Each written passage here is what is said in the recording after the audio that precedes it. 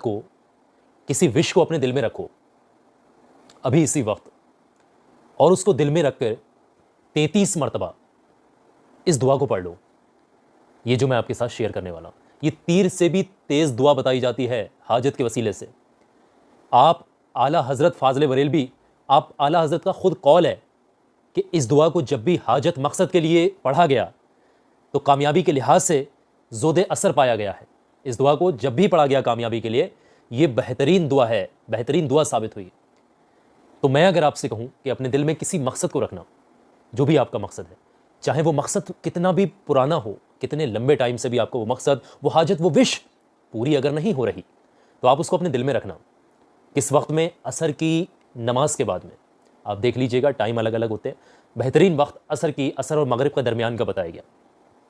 दिल में रखिएगा उस हाजत को, चाहे नौकरी के लिए हो, कारोबार के लिए हो, मोहब्बत के लिए हो, शादी के लिए हो, नेक रिश्तों के लिए, कर्जों की अदायगी, दुश्मन से बचना, जो भी जायज़ हाजत को दिल में रखकर पढ़ना चाहें पढ़ सकते हैं।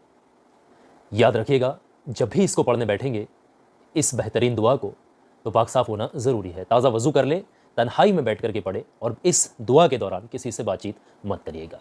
जब आप एकांत में, तन्हाई में किसी अमल वज़ाइफ को पढ़ते हैं तो आपको रूहानी क़ुव्वत हासिल होती है।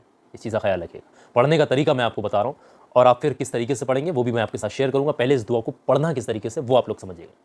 पढ़ने का तरीका ये है कि सबसे पहले तो उस विश को, उस हाजत को, चाहे कितने भी टाइम से पूरी क्यों ना हो रही हो, अपने दिल में रख लेना उस मकसद को, और फिर इस दुआ को पढ़ने बैठ जाइएगा। पढ़ने का तरीका यह है कि सबसे पहले शुरुआत में हमारे प्यारे आका हुजूर सल्लल्लाहु तआला अलैहि वसल्लम के ऊपर 3 मरतबा कम से कम, या फिर 11 मरतबा दुरूद पाक पढ़िएगा। जितना आपका मन करे दुरूद पाक पढ़ें। दुरूद पाक पढ़ लीजिएगा।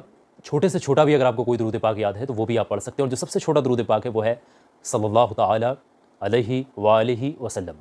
इसको भी आप 3 मरतबा या फिर 11 मरतबा वक्त के हिसाब से आप पढ़ सकते हैं।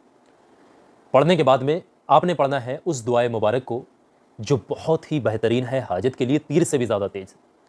हर बार बिस्मिल्लाह शरीफ के साथ में इस दुआ को पढ़ना है। पढ़ने का तरीका समझ लीजिएगा। बिस्मिल्लाहिर्रहमानिर्रहीम, स्क्रीन पर भी दिखाने की कोशिश कर रहे हैं। बिस्मिल्लाहिर्रहमानिर्रहीम देख लीजिएगा। हस्बी अल्लाहु ला इलाहा इल्ला हुवा अलैहि तवक्कलतु व हुवा रब्बुल अर्शिल अज़ीम। इस दुआ मुबारक को पढ़ना है। ये स्क्रीन पर भी दिख रही है, फिर से देख लें। बिस्मिल्लाहिर्रहमानिर्रहीम, हस्बी अल्लाहु ला इलाहा इल्ला हुवा अलैहि तवक्कलतु व हुवा रब्बुल अर्शिल अज़ीम।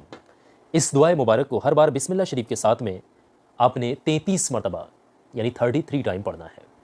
और जैसे ही 33 मरतबा इसको पढ़ लेंगे, उसके फ़ौरन बाद में उतनी बार दुरूद पाक आपने पढ़ना है जितना शुरुआत में पढ़ा था।